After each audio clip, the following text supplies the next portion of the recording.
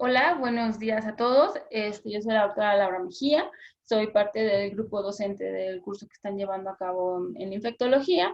Y pues en esta ocasión el tema que vamos a tratar en cuanto a todavía el grupo de infecciones respiratorias, pues nos va a tocar hablar de neumonía. Es una infección de respiratoria baja, es una infección muy frecuente, de las más frecuentes en nuestro país, tanto en el aspecto pediátrico como en el aspecto adultos. Entonces, es importante el tema.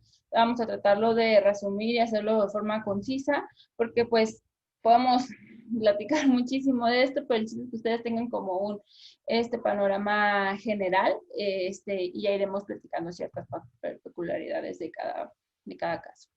Bueno, ¿qué es la neumonía? Es un proceso infeccioso que afecta al tracto respiratorio inferior. Es la principal causa de mortalidad en menores de 5 años. Esto muchísimo más, en países en desarrollo, ¿no? A comparación de los desarrollados. En nuestro país la tasa de mortalidad es 19 veces mayor en pacientes que no tienen algún tipo de derecho a biencia, ¿no? ¿Esto por qué? Por el retraso en la detección, ¿no? De una infección que puede tener cierta afectación grave o cierta cuestión de severidad, y obviamente también el retraso en el instaurar un tratamiento oportuno, ¿no? De los niños menores de 5 años que llegan a fallecer por neumonía, el 67% fallecen en su domicilio o en el transcurso o en el traslado hacia el hospital, a pesar de que ellos recibieron algún tipo de atención. Entonces, quiere decir que estos pacientes sí tuvieron una atención y a lo mejor hubo una mala evaluación a su ingreso que hizo que consideráramos el manejo ambulatorio versus el manejo hospitalario, que también vamos a platicar un poquito sobre los criterios de gravedad.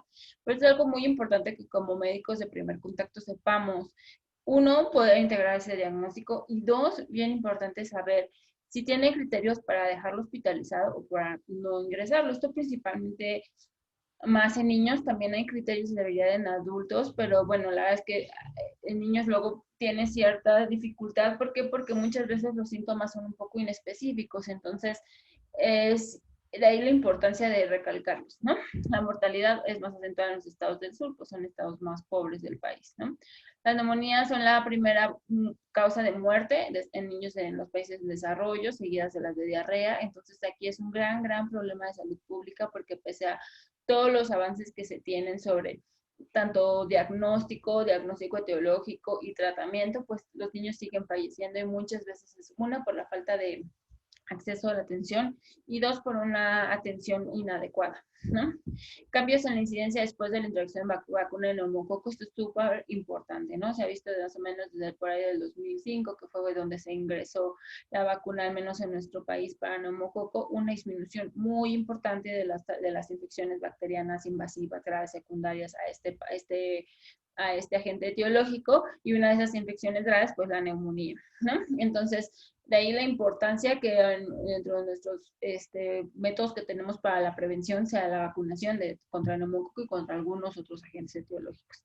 La incidencia en países en desarrollo es aproximadamente 6 veces mayor, ¿no? Por toda la cuestión socioeconómica que hay. Se habla de casi 3.3 casos por año niño. Más o menos estos son 150,000 millones de nuevos episodios al año, el 9% de los cuales van a requerir hospitalización. Entonces, es importante nosotros poder detectar a quienes íbamos a ingresar y a quienes podemos darles un manejo ambulatorio, ¿no? Entonces, esa forma, vamos a ver, va a haber muchas clasificaciones. Hay clasificaciones clínicas, clasificaciones etiológicas, clasificación con base en la gravedad del paciente, pero creo que en general podemos, o sea, esta clasificación engloba todas las neumonías que vamos a que podemos ver, ¿no? Entonces, principalmente la vamos a dividir en dos grandes grupos, que es la actividad en la comunidad, que es donde vamos a platicar muchísimo más en esta plática. ¿Por qué? Porque es de lo más frecuente que ustedes como médicos generales, ¿no? Que es lo que estamos preparando con ustedes, lo que más van a trabajar y es lo que más van a estar en contacto, ¿no? Entonces es importante que la conozcan. Ahora, la neumonía intrahospitalaria se divide o sea, tiene una subparte que es la asociada a ventilación. Esta neumonía intrahospitalaria la podemos nosotros encontrar en pacientes que están, pues, mínimo 72 horas hospitalizados, ¿no? La intrahospitalaria, pues, a pacientes que no tienen por qué estar intubados, pero presentan datos de una infección, ¿no? Empiezan con fiebre, al saturar, dificultad respiratoria, alteraciones en la biometría. Entonces, todos esos datos pues nos hacen sospechar que un paciente que ingresó por alguna otra situación, que ingresó porque lo operaron de apendicitis, que ingresó porque estaba programado para una, no sé, un drenaje de algo, una excisión de algo, un paciente que a lo mejor ingresó por un traumatismo, ¿no? Entonces, ese tipo de pacientes que ya llevan aquí mínimo 48 horas o 72 horas, depende de la literatura que revisen, hablamos ya de una neumonía asociada a los cuidados de la salud nosocomial, ¿no? Ahora, cuando hablamos de una asociada a ventilación, pues el paciente debe estar pues con ventilación mecánica, ¿no? Y para estos datos, pues ya tenemos, aparte de los parámetros clínicos que ya les comenté, pues algunos otros como alteraciones en la gasometría, ahí puede haber acidosis respiratoria, disminución del Kirby, puede haber incrementos, o sea, que necesitemos un incremento de parámetros de ventilación. Entonces, eso también nos ayuda a nosotros como integrar ese diagnóstico. Les digo, estos tipos de padecimientos sí los van a ver. Es importante que sepan cuándo sospecharlos. Son pacientes que llevan mínimo 2 días en el hospital y que empezaron con algunos datos respiratorios, pero no es lo más frecuente que van a ver, ¿no? Entonces, esa es como la cuestión intrahospitalaria. Y la otra parte de la clasificación es la neumonía aquí en la comunidad, ¿no? De ahí la podemos dividir en dos grandes grupos, que es la típica y la atípica. La típica, pues, es la que vamos a platicar, son los clásicos signos, clásicos síntomas, ¿no? La fiebre, dificultad respiratoria. ¿Cuándo hablamos de una neumonía atípica? Seguramente ahorita, en este contexto actual que estamos viviendo con el COVID, pues obviamente seguramente han escuchado muchísimo el diagnóstico de neumonía atípica, ¿no? Entonces hablamos de una neumonía donde no va a tener los signos, como su nombre lo dice, no va a tener los signos típicos o las características clínicas, la evolución clínica típica que normalmente vamos a tener, por ejemplo, en pacientes que tienen una neumonía por alguna bacteria, ¿no? Entonces, este tipo de pacientes o ese tipo de neumonías atípicas se presenta muchísimo más en adolescentes y en adultos. Generalmente está dado por ciertos virus, ¿no? Por ejemplo, ahorita que vamos a empezar la temporada de influenza, pues por influenza, por COVID, puede estar también por algunas otras bacterias, y entre ellas principalmente dos, que es Mycoplasma pneumoniae y Clamidofila pneumoniae, ¿no? Entonces, este tipo habla de pacientes de que muy probablemente pueden tener fiebre, pero no es lo habitual, es una fiebre de bajo grado, no tiene tanto ataque al estado general, pero sí desaturan, sí tienen, pueden tener sibilancias o pueden tener algún otro estertores, pero en general a veces son más sibilancias. Y la radiografía, pues se ve con un infiltrado intersticial difuso, incluso puede haber ciertos infiltrados alveolares, ¿no? Entonces, esa disociación clínico-radiológica, ¿no? que a veces vemos en nuestros pacientes, pues pueden asociarnos a una neumonía atípica y es a lo que nos referimos con este término. Ahora, en cuanto a la etiología, pues varía muchísimo en cuanto a la edad de la que estamos tratando, en cuanto a la estacionalidad, en cuanto al estado inmunológico del paciente. Esto incluye también el estado nutricional, porque ya hemos platicado en algunos otros videos o sea, en general a lo largo de estas semanas que llevamos trabajando, pues que el estado nutricional es algo muy importante. ¿Por qué? Porque al no tenerlo al 100%, no estar un paciente que esté con un adecuado estado nutricional puede tener ciertas inmunodeficiencias, principalmente de tipo humoral, y esto generar o predisponer a ciertos factores o ciertas infecciones, ¿no? Y el estatus económico, pues también importante porque pues no es lo mismo un paciente que a lo mejor habita en una zona rural, ¿no? Donde voy a estar expuesto a otros agentes que muy probablemente en una zona urbana no los vamos a estar, ¿no? Entonces, aquí es bien importante, me gustaría que se quedaran bien importante con que varía de acuerdo a la edad, ¿no? Porque a veces es muy fácil preguntar, no, pues, ¿cuál es el principal agente etiológico de la neumonía, no? Entonces, nos empiezan a lo mejor ahí como a decir uno, a decir otro, pero en general debemos primero situar ante qué paciente estamos. Y ante ese contexto de esa edad, principalmente de la edad del paciente, ya podemos nosotros sacar una lista de agentes posibles y ya dependiendo del estado del paciente, del estado inmunológico, de sus vacunas, ¿no? Ya podemos a lo mejor nosotros ir como de ese gran grupo, ¿no? Del grupo etario que estamos tratando, irlo como disminuyendo, irlo pues englobando hacia unos posibles cuantos, ¿no? En general, la mayoría de las infecciones neumónicas, más en pediatría, son virales, ¿no? Se habla que hasta el 60-70% de todas las neumonías y más en pediatría son de origen viral. Esto pues se va a ver clínicamente con datos de bronquiolitis o una neumonía intersticial.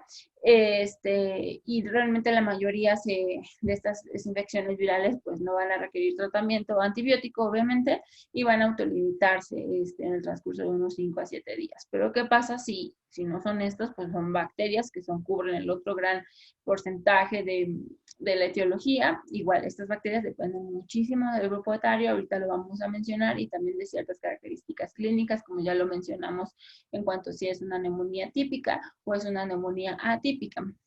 Y hay algunos otros que, por ejemplo, puedan causar infecciones a nivel pulmonar, por ejemplo, micobacterias, ¿no? En el caso de tuberculosis, que vamos a ver más adelante ese tema,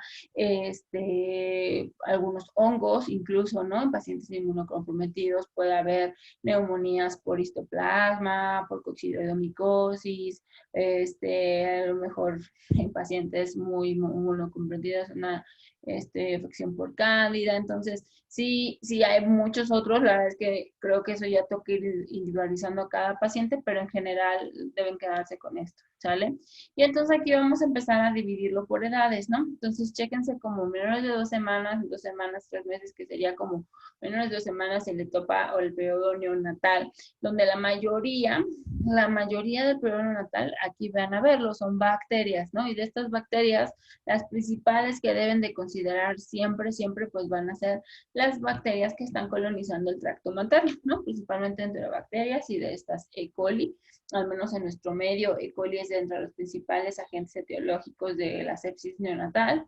Streptococo agalacti, ¿no? También es un factor bien importante, listeria, y algunos otros estafilococos, ¿no? Aquí igual en cuanto a esas bacterias. Virus también puede haber, pero es menos raro. Y hongos también tendríamos que tener un caso muy especial en ese neonato para considerar. En los 2 a 3 meses, este es famoso y lo van a encontrar muchas veces en la literatura como el famoso periodo gris. Ese periodo gris donde puede haber tanto todavía agentes que colonizan, que son parte de la microbiota de la mamá, ¿no? Y que pueden estar en el bebé y generar estas infecciones, pero también ya van a haber agentes o van a involucrarse agentes del medio comunitario, ¿no? Entonces ahí van a seguir todavía siendo frecuentes las bacterias, aunque ya también tenemos que considerar virus. Y en esas etapas de los lactantes, pues virus a considerar, pues va a ser el virus sincitial respiratorio. Este virus es el principal agente etiológico de la bronquiolitis. Entonces, siempre considerarlo en este grupo etario.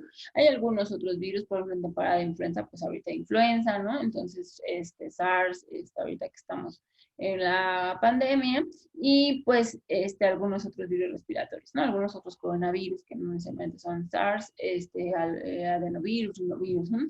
En cuanto a las bacterias, pues seguimos teniendo las mismas causas o las mismas posibles etiologías que ya habíamos comentado, E. coli, agalacti, ¿no? Y aquí lo que vamos a agregar, o sea, agrega a partir de esta edad, pues ya va a ser neumococo, ¿no? Neumococo siempre va a ser el principal agente etiológico bacteriano a considerar, ¿no? Eso es algo bien importante y no se les debe olvidar, porque toda la medida terapéutica debe ir, o sea, encaminada a otros agentes, pero siempre debe de incluir neumococo, ¿no? Y a partir de los 4 meses a los 5 años, pues todavía bacterias, como ya les comenté, neumococo, dependiendo del paciente, pues puede ser Haemophilus influenza, Moraxella catarrhalis, ya niños ya 5 años y mayores, pues considerar ya algunas bacterias atípicas, como ya las mencionamos, como Mycoplasma pneumoniae, Chlamydophila pneumoniae, y vean cómo la cuestión viral ahí es máxima, ¿no? Entonces, vamos a tener muchos otros virus respiratorios, hay muchísimos que pueden generar, ¿no?, esta afectación en el parénquima pulmonar. Y a mayores de 6 años y adultos, pues siempre considerar alguna causa, si vamos a considerar una causa bacteriana, micoplasma y clamidófila deben de ser como los principales agentes a cubrir, ¿no? De ahí a que nosotros estemos, el tratamiento vaya encaminado diferente para adultos, ¿no? Para estos niños mayores de 6 años que a comparación de los otros grupos, ¿no? Entonces aquí vienen ya unos ejemplos de qué agentes etiológicos estamos considerando y pensando, ¿no? Entonces, más frecuentes, pero ya lo vimos, menores de 3 meses, entre los agentes virales, virus sincitial respiratorio es el que deben de considerar en los lactantes, influenza, parainfluenza, metanemovirus, coronavirus, adenovirus, rinovirus, ¿no? Todos ellos, agentes bacterianos, pues Streptococcus agalactio del grupo B, como ya lo mencionamos, parte de la cuestión neonatal por parte de la colonización de la mamá, los bacilos gram negativos, principalmente E. coli, ¿no? Y aquí también, en este periodo gris que llamamos, pues Streptococcus pneumoniae, Bordetella pertussis también es un agente muy importante, es el principal agente etiológico de la tosferina o del síndrome coqueluchoide, y también suele afectar más a lactantes que a otro grupo etario. Entonces son pacientes que van a llegar pues con tos muy característica, ¿no? Se llama quintosa o en quintos. ¿Por qué? Porque son accesos largos y tienen la peculiaridad de que son cianosantes, disnesantes, pueden ser emetizantes, y al final del acceso de tos van a tener un estridor inspiratorio, ¿no?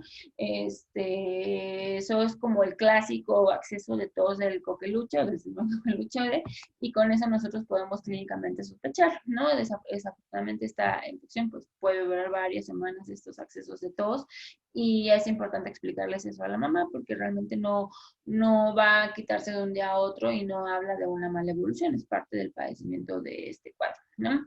Ya en niños de 3 meses a 5 años, pues seguimos con todos los virus que ya comentamos, las mismas bacterias, y van como ya agregamos algunas bacterias atípicas, principalmente Mycoplasma pneumoniae. En pacientes no inmunizados, pues hemófilos y influenza tipo B, esto es importante mencionarlo. ¿Por qué? Porque recordarán que la vacuna pentavalente incluye la cobertura para hemófilos de influenza tipo B, pero no a lo mejor para algunos otros no tipificables. Entonces, vale la pena considerarlo, aunque realmente si un paciente ya está inmunizado, pues vamos a estar muy seguros de que no va a tener esta infección por hemófilos de influenza tipo B. Y ya en mayores de 5 años, pues influenza, y ahorita que ya estamos unos pasitos de empezar con la influenza, SARS-CoV-2 también debemos incluirlo en esta temporada, adenovirus, metanemovirus, otros virus, y pues las mismas bacterias que ya estamos comentando, ¿sale?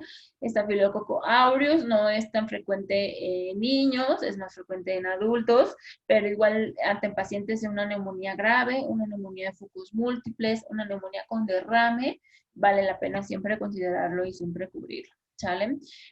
Hasta 24-56% de los casos no logramos identificar algún germen. Esto, pues, desafortunadamente no tenemos a veces las herramientas, y muchas otras veces tampoco se requiere utilizarlas, ¿no? Si nosotros estamos ante un contexto donde clínicamente podemos considerar una etiología viral, ¿no? No todos los pacientes van a tener la posibilidad de un panel respiratorio viral, ¿no? Donde vamos a poder detectar muchas cantidades de virus, ¿no? O sea, económicamente, y a veces en el contexto de un paciente limitado de recursos, pues el manejo, considerando que es meramente viral, pues no va a haber algún cambio, ¿no? Entonces a lo mejor valdría la pena pues vigilarlo nada más, ¿no? Que siempre se va a preferir tener un diagnóstico etiológico. Desafortunadamente muchas veces no lo tenemos en los medios públicos, ¿no? En pacientes inmunocomprometidos, aparte de todos los agentes que ya comentamos, debemos siempre considerar los agentes que ya comentamos, pero no comprometidos. Aparte de esos hay que considerar, por ejemplo, cándida en pacientes principalmente hospitalizados, pacientes que tengan alguna alteración hematológica de base, ¿no? Leucemias o algún otro tumor, aspergillus, neumocitis girovecii, principalmente en pacientes con VIH, pacientes que llegan con alguna tos más o menos subaguda, pueden no tener fiebre, pero la radiografía se ve con un infiltrado difuso, pacientes con VIH mal controlados, ahí siempre vamos a tener en cuenta neumocystis y debemos iniciar tratamiento dirigido para Legionela en algunos otros pacientes inmunocomprometidos, aunque en nuestro país no es tan frecuente, pero pues principalmente hongos como Candida aspergillus, considerarlo en pacientes hemato-oncológicos y neumocystis en pacientes con VIH. Infecciones mixtas, virales y virales, o sea, que tengan tanto un componente viral y se sobreagregue o sobreinfecte un componente bacteriano, pueden aparecer y es muy frecuente que lo que suceda.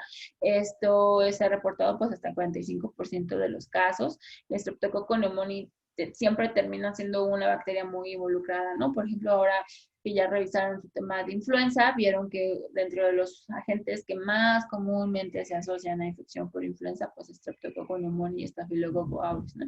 Entonces es importante siempre considerarlo en pacientes donde no tengan una evolución adecuada, ¿no? Donde persistan los síntomas respiratorios después de una semana, o donde vuelva a presentarse fiebre, o donde vuelva a lo mejor veamos como de un empeoramiento radiográfico, ¿no? Entonces en esos casos considerar una sobreinfección bacteriana. Se han reportado infecciones virales duales, o sea que haya dos virus en el mismo paciente, más o menos del 10 al 20% de los casos. Incluso hasta a veces pueden detectarse 3 virus, pero la verdad no es habitual, pero sí está bien documentado que puede haber infecciones también virales, ¿no? Influenza con adenovirus, influenza con metanemovirus, ¿no? El coronavirus, a lo mejor con influenza, es muy raro, pero si pudiera presentarse. En los adultos, los patógenos más frecuentes de la neumonía en la comunidad, pues ya lo mencionamos, Streptococcus pneumoniae nunca lo vamos a poder dejar de calle, nunca, o sea, siempre debemos de cubrirlo, ¿no? Ya sea en pacientes pediátricos o en pacientes adultos. Y aquí también en adultos, pues ya lo mencionamos, ¿no? Arriba de 5 o 6 años debemos empezar a dar Mycoplasma pneumoniae, Clamidofila pneumoniae y en algunos pacientes hemófilos influenza no tipificables, ¿sale? Pero siempre eso, de ahí que el tratamiento de los adultos vaya dirigido principalmente a estos dos agentes, ¿no? Entonces ustedes lo han de haber visto alguna vez, ¿no? Les dejamos alguna cefalosporina o algún beta-lactámico junto con un macrolido para los pacientes adultos. En los pacientes que ingresan a la unidad de cuidados intensivos o pacientes con infecciones, o sea, quiere decir que sean infecciones graves, infecciones severas, se debe tener presente la legionela, dependiendo de cada caso, algunas enterobacterias, y estamos ya considerando alguna cuestión asociada a los cuidados de la salud. A lo mejor es un paciente que no estuvo hospitalizado, como les mencioné previamente, pero es un paciente que viene cada 2 días o cada 3 días a su hemodiálisis, es un paciente que habita a lo mejor en algún asilo de cuidados, es un paciente que viene a sus quimioterapias cada semana, entonces esos pacientes también es muy probable que estén colonizados por gérmenes nosocomiales, principalmente enterobacterias, y tengamos que sospecharlas. Y dentro de estas también es importante considerar los bacilos gram negativos, pues pseudomonas, y Staphylococcus aureus también es una gran parte de la afectación a nivel nosocomial, ¿no? La fuente de contagio, pues la constituyen principalmente secreciones nasales o bucales de personas que están infectadas. El mecanismo de transmisión es vía aéreo, ¿no? Dependiendo del que estemos hablando, o por, a lo mejor por aerosoles, o sea, gotas o aerosoles. El periodo de contagiosidad, pues es muy variable, depende del agente etiológico del que estemos hablando.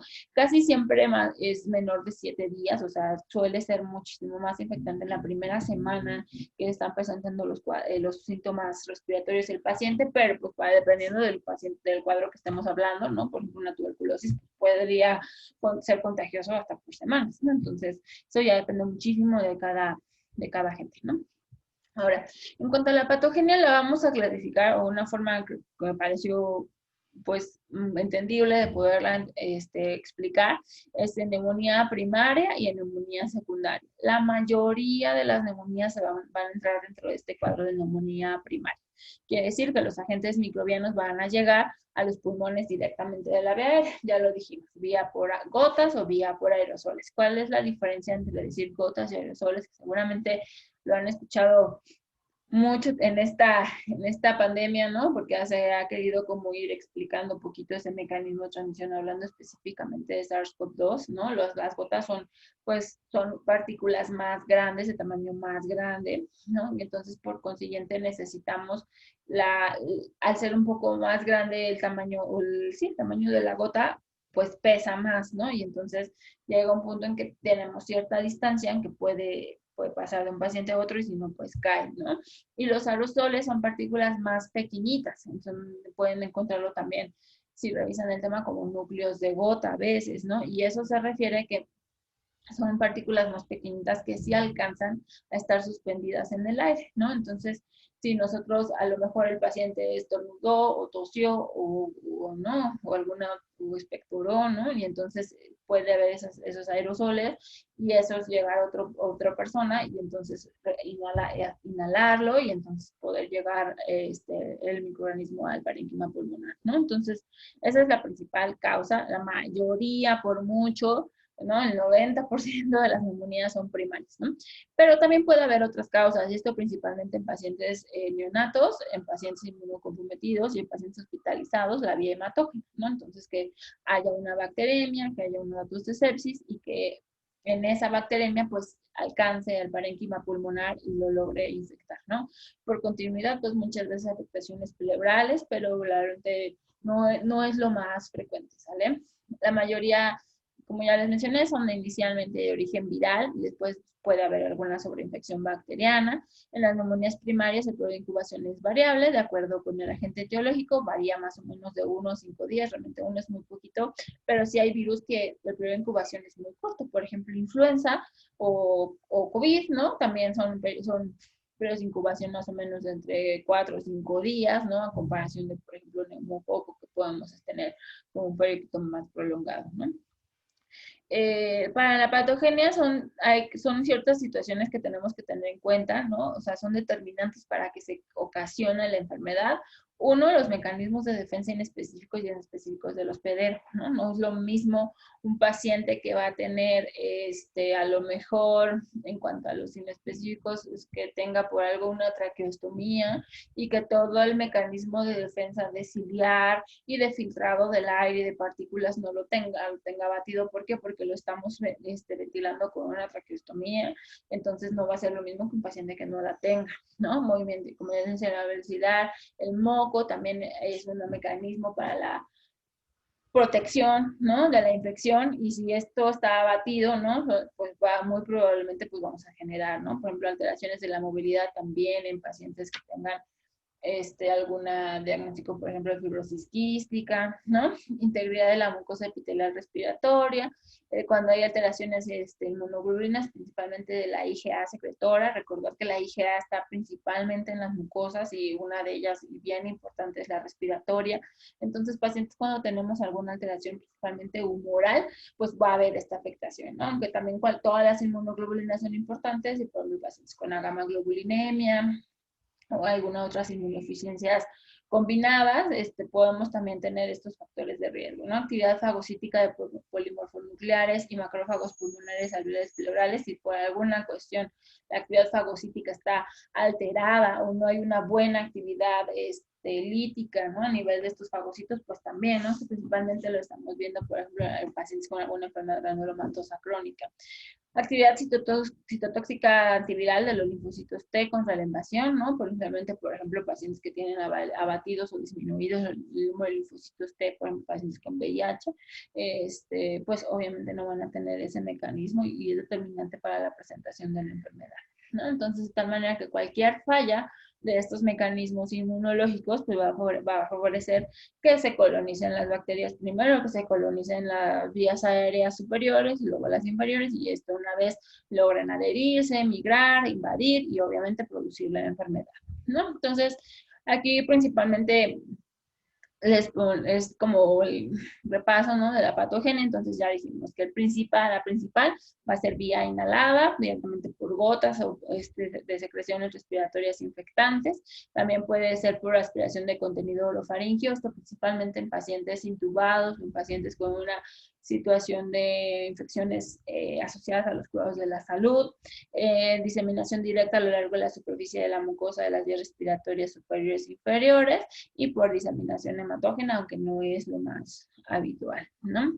Desde el punto de vista anatómico patológico, también ahí existe otra clasificación de las neumonías. Muchas veces, aunque seguramente algunas de estas las han escuchado y las han utilizado estos términos, pues estrictamente hablando es una definición patológica que se ve ya en la pieza, ¿no?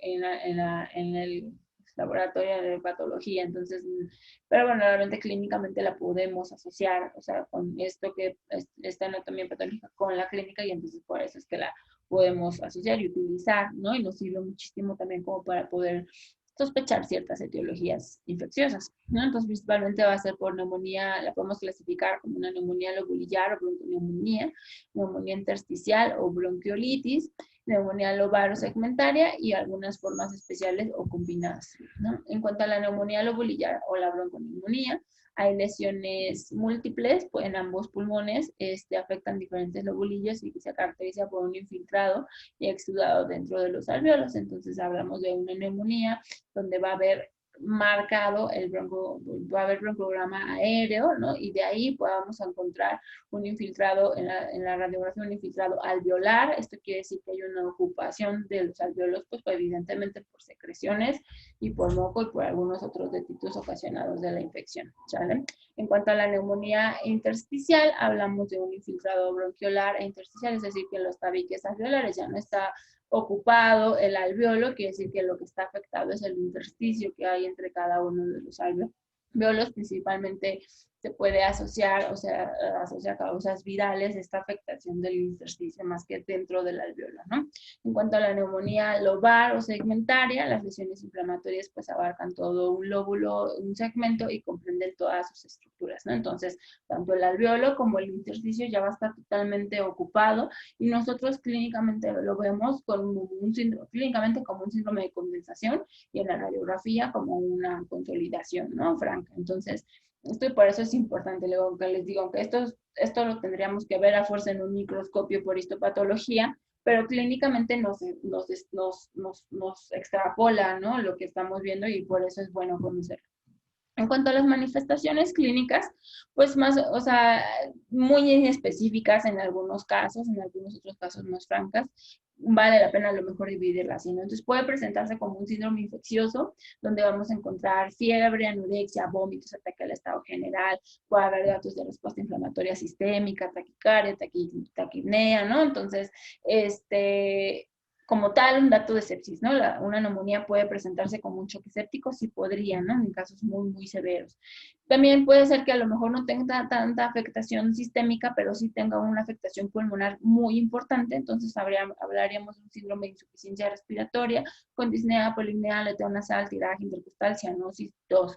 En la mayoría de los casos, estos datos clínicos pues, pueden ayudarnos a tener cierto diagnóstico diferencial entre diversos tipos de neumonía. Por ejemplo, muchísimo más probable que un agente bacteriano cause estos datos de respuestas inflamatorias sistémicas, aunque, ojo, hay ciertos virus que también lo pueden causar, y uno de ellos, y que siempre debemos considerar en pacientes muy graves, influenza, ¿no? Y más que ahorita viene la temporada, SARS-CoV-2 también ha mostrado la capacidad de dar estas denominadas sepsis virales. Entonces, aunque la mayoría, ¿no? Siempre vamos a estar cubriendo los agentes bacterianos en un cuadro de sepsis o un cuadro de choque séptico con el foco pulmonar, también debemos, y más en esta temporada de influenza que ya viene, considerar este virus, ¿no?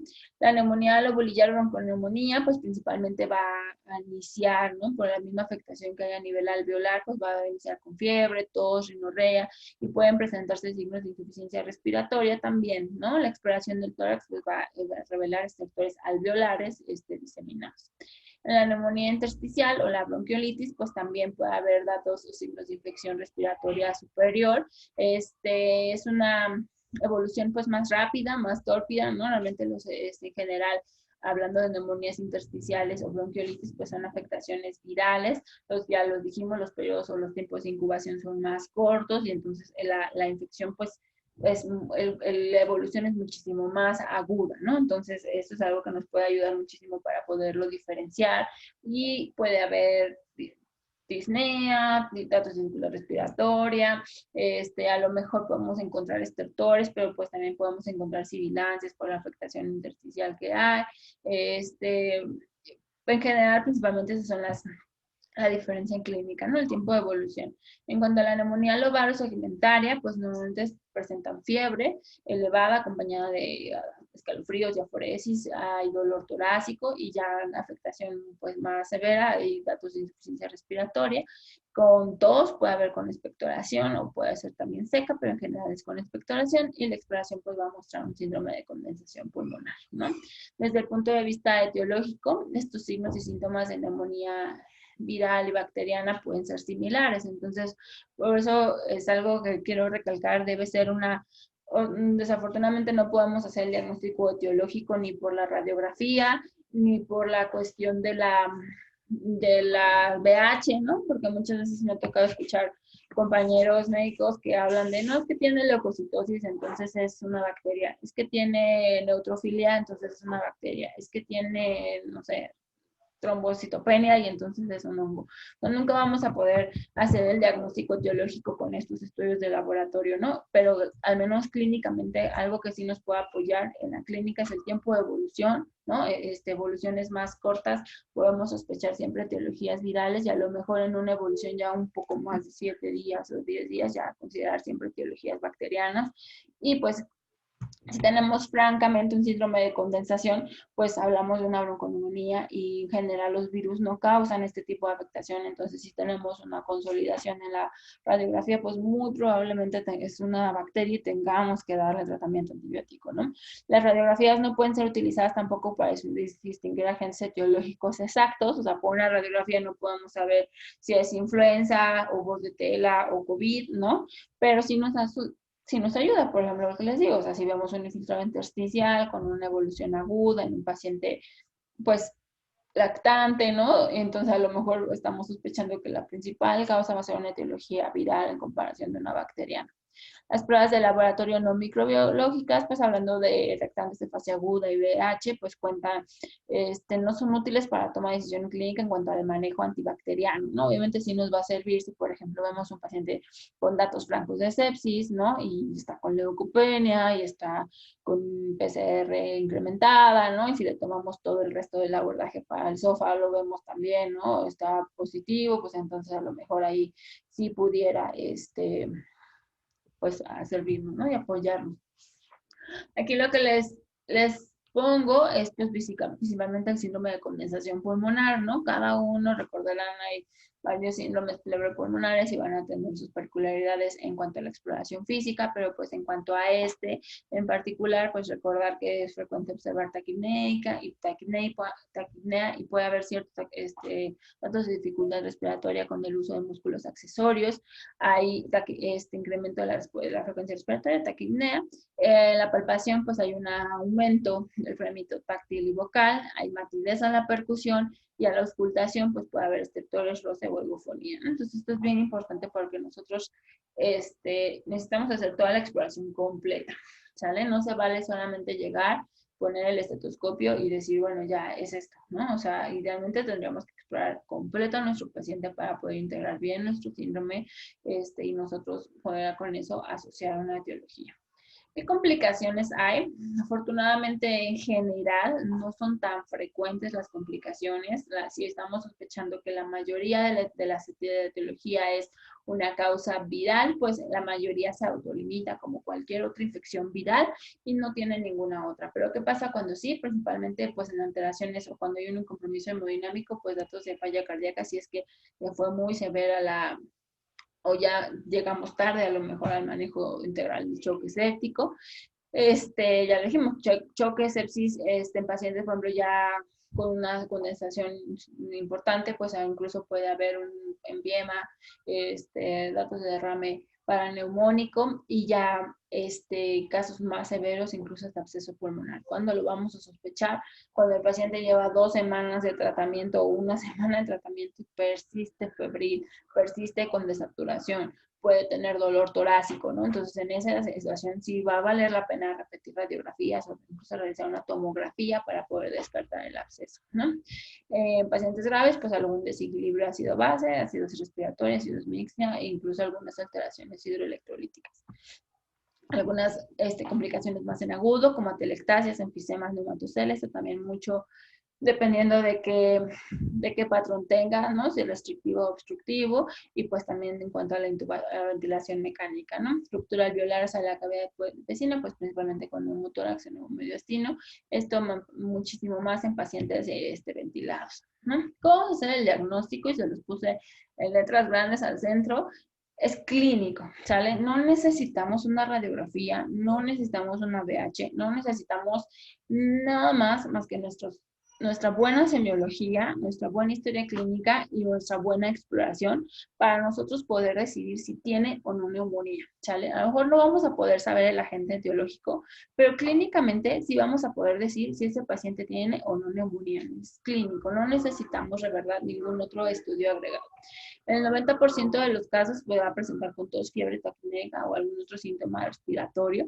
Y en casos especiales podemos hacer una radiografía de tórax. ¿Cuándo la vamos a solicitar? Pues pacientes, principalmente a todo aquel paciente que por los datos clínicos vamos a requerir ingresarlo al hospital. En esos casos sí les vamos a les vamos a solicitar una radiografía de tórax. En pacientes en que estemos sospechando complicaciones también, en pacientes que a lo mejor le iniciamos el tratamiento y no ha evolucionado bien, también le vamos a solicitar una nueva radiografía. Pero igual de primera instancia no a todos, ¿no? Por ejemplo, pacientes que llegan, que no desaturan, que a lo mejor pueden estar con leve incremento de la frecuencia respiratoria, pero no tienen ninguna dificultad respiratoria, y que clínicamente ustedes integran una neumonía y van a manejar de manera ambulatoria, pues tal vez no sea necesaria la radiografía. Ustedes ya integraron el diagnóstico y ustedes ya consideraron que puede ser un manejo, o sea, pueden ser tratados de forma ambulatoria, tal vez no requerirían tomar de forma inicial la radiografía, ¿no? Aquí pues un ejemplo, realmente como ven, tal vez unas se parecen más que otras, pero otras no se parecen en nada, y es que pues depende mucho de la afectación que tengamos, ¿no? Entonces aquí vean en la del centro, ¿no? Cómo se ve la consolidación franca, hablamos de un síndrome de condensación, ¿no? Acá, por ejemplo, en la parte inferior, ¿no? Ven como todo la afectación intersticial, ¿no? Principalmente con un infectado reticular bilateral importante. Aquí vean como hay un poco, en esta otra radiografía, un poco de broncograma aéreo y un filtrado alveolar. Aquí como es una neumonía donde ya afecta varios lóbulos, donde hay afectación, donde hay consolidaciones, como tanto hay una grama, ¿no? Bilateral, ¿no? Entonces, todas estas imágenes pueden ser de neumonía, y tenemos que irla correlacionando con nuestro paciente, ¿no? En cuanto al diagnóstico etiológico específico, pues en caso de que tengamos la posibilidad y que consideremos que sea una etiología viral, podemos hacer un hisopado nasofaringeo. Hay sets donde vienen ya muchísima cantidad de detección de virus, ¿no? Y no solamente virus, sino también ciertas bacterias. A veces nos pueden detectar micoplasma, bordetela, clamidófila, ¿no? Entonces esos sets ayudan muchísimo, y si lo tenemos la posibilidad, vale la pena, ¿no? Tomarle el hisopado en cuanto a cuestiones virales. El exudado faringeo no está recomendado. ¿Por qué? Porque recordar que normalmente la orofaringe está colonizada por ciertos agentes pues comensales que a lo mejor puedan distraernos un poquito de la etiología que realmente está causando la infección pulmonar, ¿no? Entonces no están recomendados tomarlo en un evento de neumonía. No nos van a ayudar aunque tengamos un aislamiento, no nos van a asegurar que es ese el foco o esa la etiología de la neumonía, ¿no? Entonces no están recomendados. El hemocultivo, están viendo, el porcentaje de recuperación es muy bajo, de 2 a 5%. No está recomendado de rutina. ¿Cuándo sí valdría la pena? A lo mejor en pacientes que tienen datos francos de sepsis, datos francos de choque, podamos a lo mejor tomar cultivo y con este porcentaje bajo, pero bueno, a lo mejor alcanzar a recuperarlo. Y en pacientes a lo mejor ya hospitalizados que persistan con datos de respuesta, o en pacientes a los que a lo mejor les sospechamos una neumonía asociada a los cuidados de la salud, ¿no? Pero realmente de forma rutinaria, en un paciente que viene de casa, en un paciente que probablemente requiere hospitalizarse por la cuestión respiratoria, pero hemodinámicamente no tiene o como otra alteración, no está recomendado hemocultivar a todos, ¿vale? Tal vez en pacientes ya que tengan derrame pleural o empiema, pues hacer una toracosíntesis diagnóstica o terapéutica.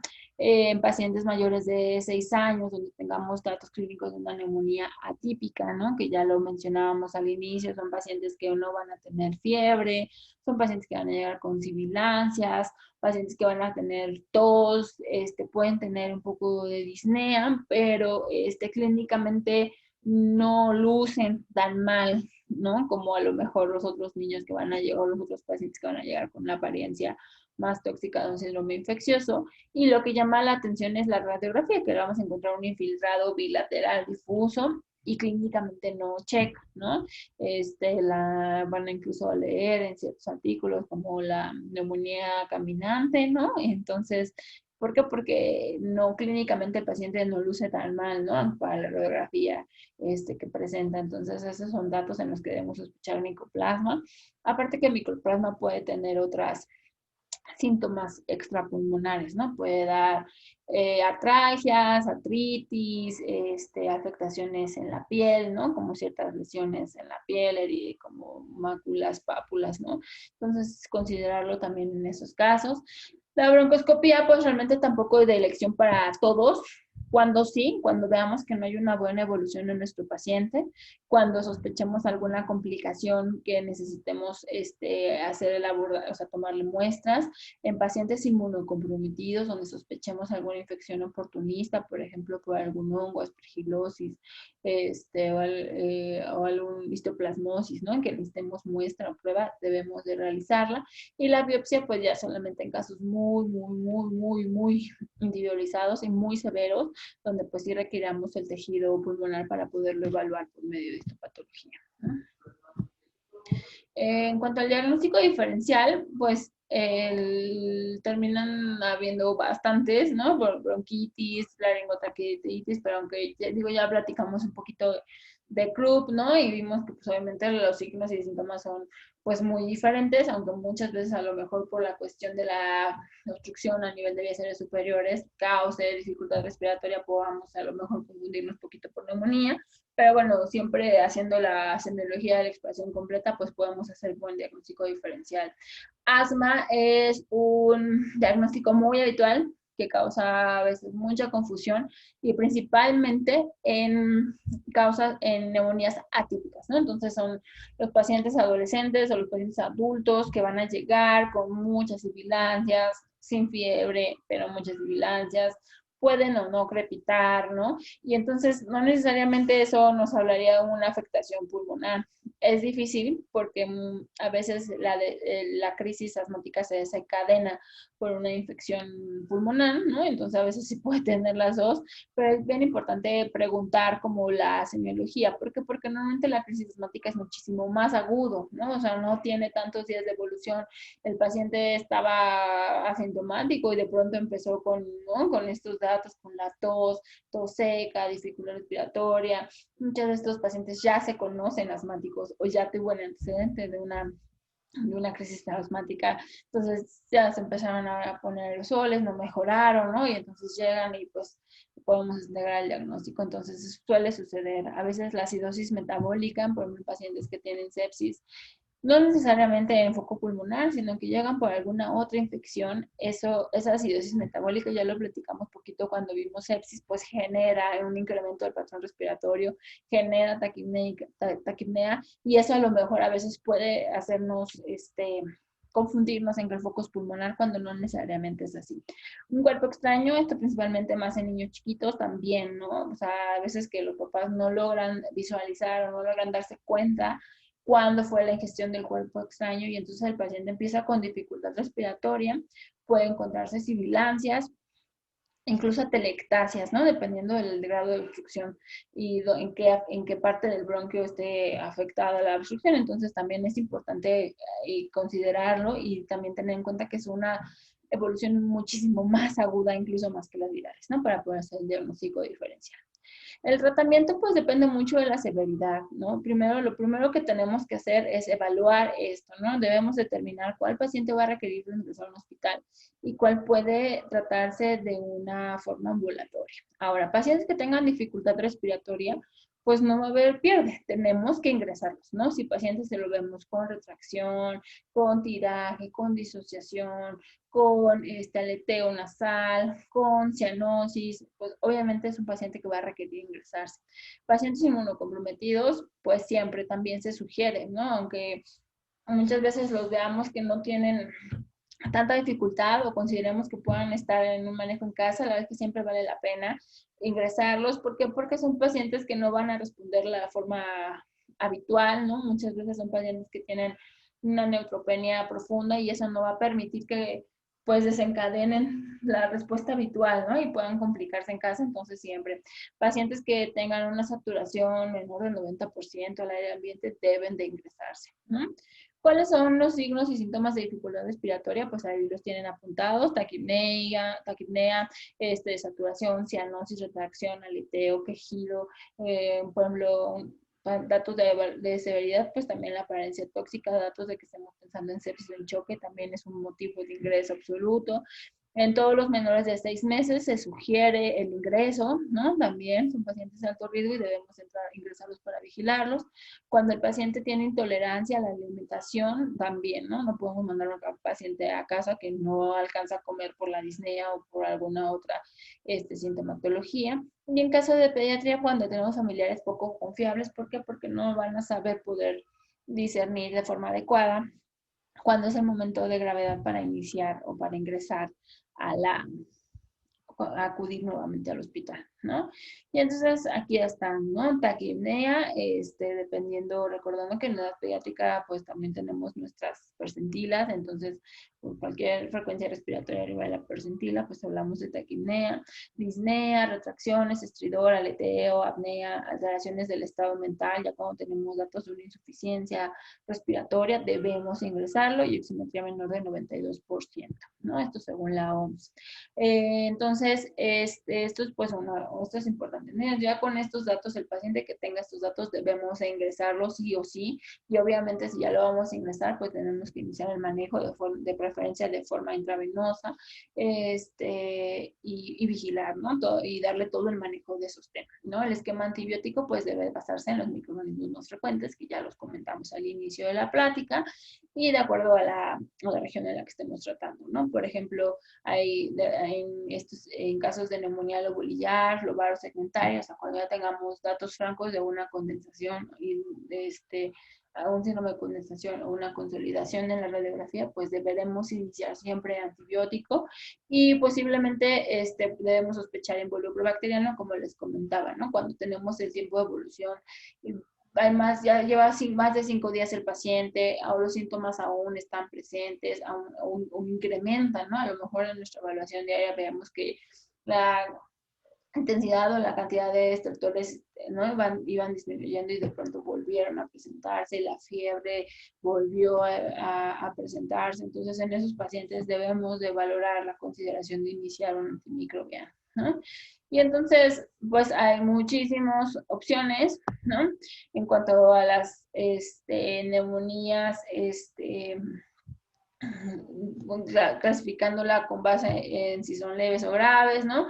O si cuando vemos, o si queremos hacerlo en cuanto a microorganismos, pero en general la elección para Streptococcus pneumoniae siempre debe ser un beta-lactámico, ¿no? Y de esos beta-lactámicos, pues dependiendo mucho de la edad y de la forma que le vamos a indicar, ¿no? Por ejemplo, pacientes ambulatorios en los que no tienen estos criterios de gravedad, pues a lo mejor podemos dejar alguna penicilina bioral, ¿no? Una aminopenicilina con AMPI o amoxicilina, es adecuado. Pacientes que a lo mejor ya habían tenido esquemas previos o por alguna situación estamos considerando cierta resistencia, podemos agregar ácido clavulánico, ¿no? Aquí importante, algo bien importante que sí quisiera recalcar es que las dosis de penicilinas de beta-lactámicos deben ser altas, ¿no? Para cubrir neumococo.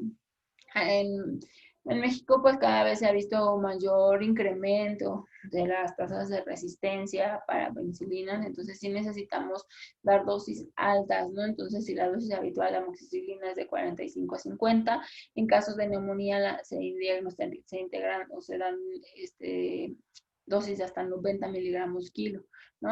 Igual en adultos deben ser las dosis máximas, ¿no? Para una neumonía grave. Si ya lo vamos a hospitalizar, pues dependiendo del paciente, luego podemos iniciar igual una penicilina IV, ¿no? En pacientes completamente inmunizados, en pacientes en que no tengan todas sus vacunas completas, específicamente hablando de Haemophilus influenza, debemos considerar un tipo B, debemos iniciarle o agregar un inhibidor, ¿no? De beta-lactamasas, como son el ácido clavulánico, o iniciar a lo mejor una cefalosporina de segunda o de tercera generación. En pacientes graves, en pacientes que tengan una neumonía grave, que tengan que hospitalizar, que lo tengamos que intubar, que esté con choque séptico, pues siempre vamos a iniciar una cefalosporina de tercera generación y le podemos agregar cierta cobertura para estafilococo aureus si la clínica nos lo sugiere, ¿no?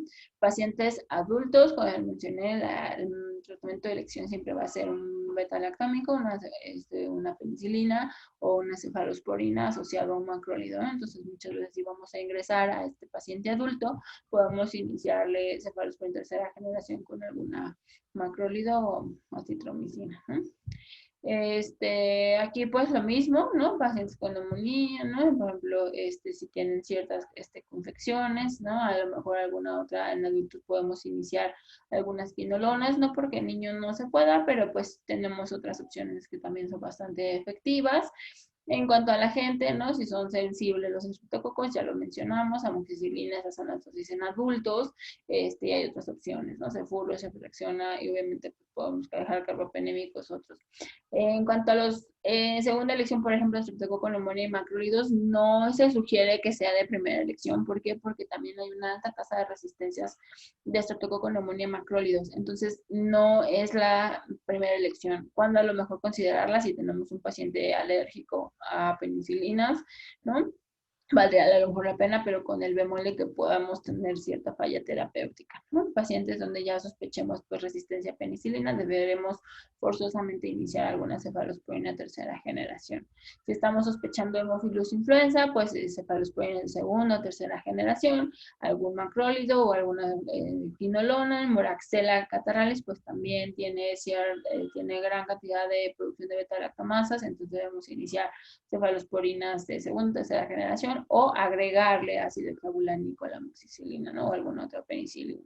Cuando sospechamos anaerobios, principalmente, por ejemplo, en pacientes que tuvieron broncoaspiración, ¿no? Que sospechamos o que el cuadro neumónico empezó con broncoaspiración y después de la neumonitis química hizo una neumonía, entonces tendríamos que sospechar y agregar de manejo para esto. Cuando sospechamos estafilococo aureus, ya lo mencionamos, neumonías graves, neumonías de focos múltiples o neumonías con un derrame o un empiema, pues debemos considerar estafilococo aureus y pues darle manejo, ¿no? En primera elección, pues podemos hacer cefalosporinas de primera generación, ¿no? Igual podemos agregar clindamicina, dicloxacilina y ya en cepas resistentes, pues necesitaríamos agregar vancomicina, ¿no? En pacientes hospitalizados o en pacientes neonatos donde sospechemos enterobacterias, pues cefalosporinas de tercera generación, amicacina, ¿no?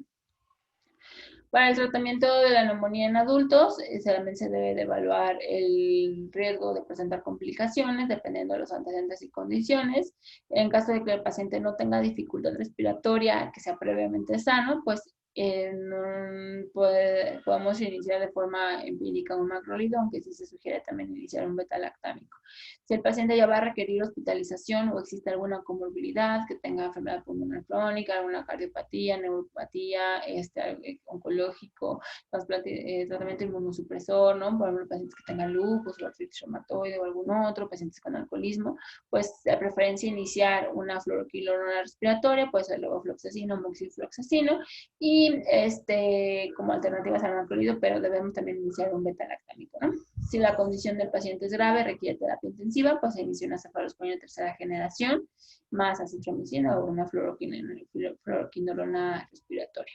Ahora, ¿cuándo podemos hacer el cambio a Viorán, no? Entonces ya tenemos un paciente que decidimos ingresarlo, que lo ingresamos, que le iniciamos manejo o tratamiento intravenoso y que ha tenido buena respuesta, ¿no? Pero, ¿qué es lo que tenemos que evaluar para nosotros? A lo mejor cambiarle algo bioral y que pueda irse a casa, ¿no? Entonces, ¿cuáles son los criterios para cambiar de vía a vía oral el antibiótico? Pues que no tenga fiebre, ¿no? La frecuencia cardíaca, pues aquí la ponen menos de 100 latidos, porque no esté taquicárdico, que no esté taquipnéico, que la presión arterial esté normal y una saturación arterial de oxígeno a lo mejor arriba del 90%, aunque, ojo, no necesariamente tenemos que esperar a que deje de saturar, ¿no? O sea, simplemente si tiene toda esta estabilidad hemodinámica, que tolere la vía oral y en pacientes ya más grandes, en pacientes que tengan un estado mental normal, los pacientes que están tolerando bien la verdad, que ya no han tenido fiebre, que sus signos vitales han estado estables, son pacientes que podemos considerarle dar un cambio a vía oral, aunque a lo mejor por la cuestión de la saturación todavía requieran estar hospitalizados o por alguna otra situación requieran estar hospitalizados,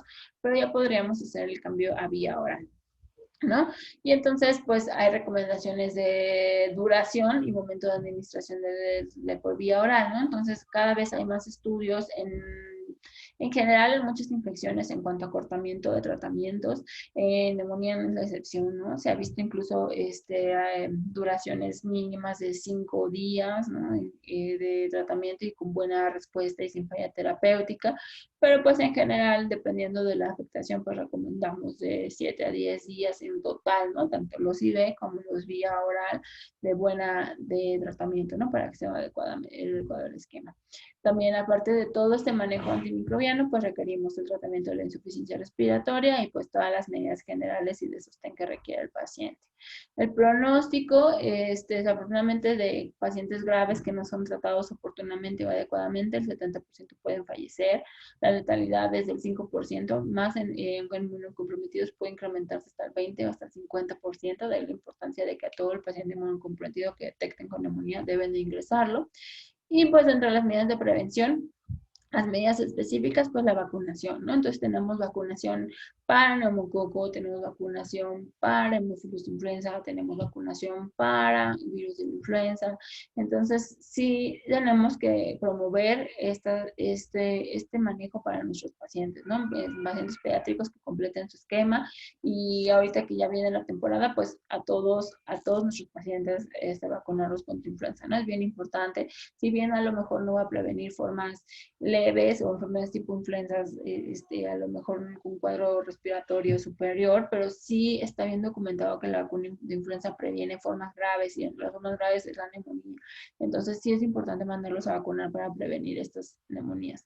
En las medidas generales, pues obviamente mejoramiento del estado nutricional, higiene, mejoramiento de la higiene, evitar contaminación ambiental, hacinamiento y la lactancia materna también bien documentado. ¿Por qué? Porque mejora toda la movilidad ciliar, tiene muchos anticuerpos, principalmente inmunoglobulina A, que ya vimos que es de las principales en la vía respiratoria, entonces pues ayuda muchísimo y más en pacientes pediátricos, ¿no? Esto pues sería todo en cuanto a neumonías, igual ya lo estaremos platicando cada uno en nuestra clase, y bueno, sería todo. Hasta pronto.